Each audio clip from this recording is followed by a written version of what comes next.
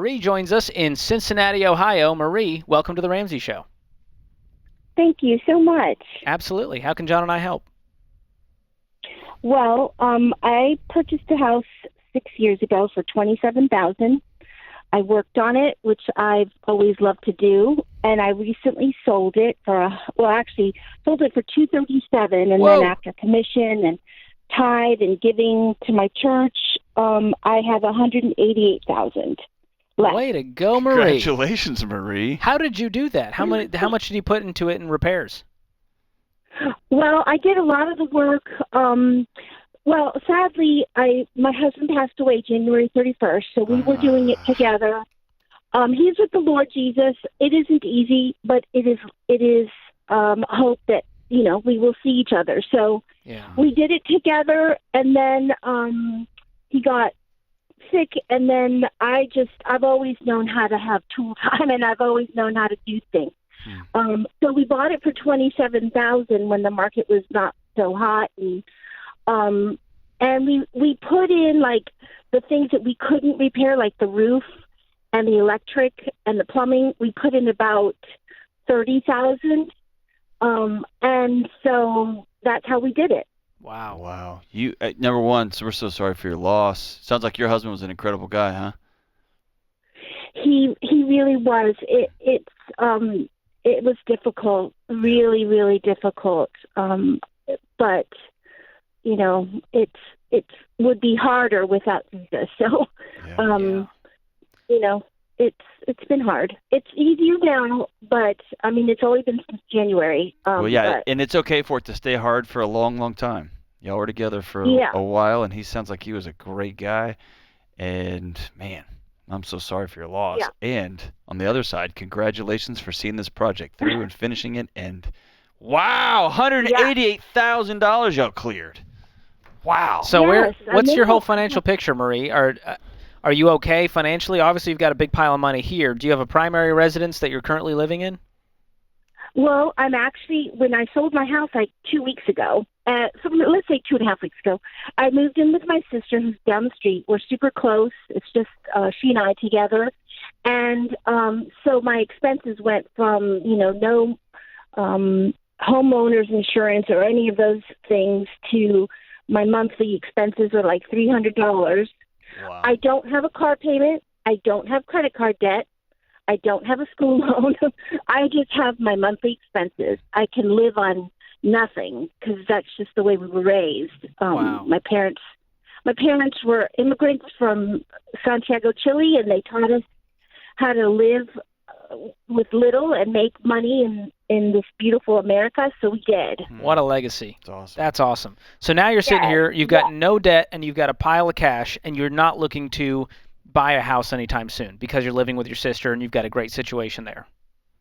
Right, because the long-term goal is I'm going to help my sister get her house ready, and then we're going to sell her house, and then we want to buy land. But it's just I just don't know what to do with the money now because I'm not going to be doing that for another year and a half. Okay. I don't want it sitting in the bank doing nothing. Sure. So it's still a pretty short time horizon if you're talking about a year, 18 months from now. So I wouldn't go, throwing it into the stock market because of the volatility from now to 18 months from now, you could lose money. So I get that you don't want it putting in a bank and it's not going to grow by much, in a money market account or a good high yield savings account, you're probably looking at about 0.5%.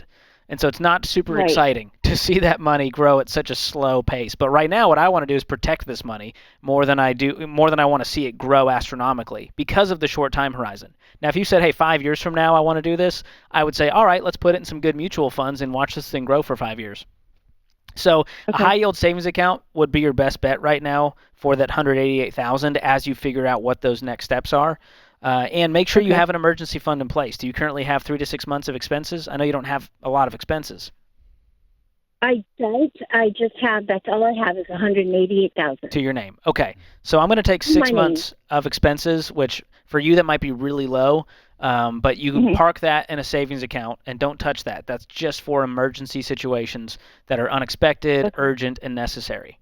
So maybe $15,000, $20,000 you put in a savings account, or in a checking account. And when your transmission falls out of your car, it will be annoying. not catastrophic. No stress. Got it. Got it. Do you have anything in retirement? Do you have a nest egg that you've been growing? I don't. I never worked corporate. I raised my sons, as a stay-at-home mom, and then when my sons became men and they didn't need me, which was great, I kind of went back to my love, which is I'm an artist. I just take vintage things, take them apart, and put them back together as jewelry and things like that. So my income has never been good, and so I've never had a retirement. Did your husband leave you with any retirement from his professional career? Nothing. Okay. No. And how old are you? I'm 54. Okay. That actually changes the conversation. Yeah, the big question mark for me is, how are you going to live in retirement? I mean, if you burn through this 188 in cash and you bought some land, you'd have $0 to your name and nothing in retirement to even pay for those expenses. So that's my bigger worry right now, is that you may need to get a job to bring in some income to start to build a nest egg for the next decade, and park that money aside, and maybe we don't start doing investment property until we know we're in a good place for retirement. Do you have any sort of health insurance, life insurance, anything like that? Nope. Yeah, you may want to consider, I'm going to strongly recommend you sit down with a Xander representative and walk through what it would look like to get some health insurance over the next 5, 10, 15, 20 years. Were you able to cash flow your husband's illness? No. The illness,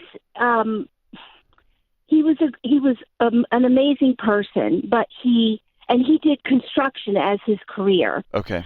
But he died. It's kind of embarrassing, even though he's not here. He died of alcohol abuse. Okay. And so, with that said, he had his good days and his bad days. And so he didn't leave anything. He didn't do anything as far as savings or thinking of the future.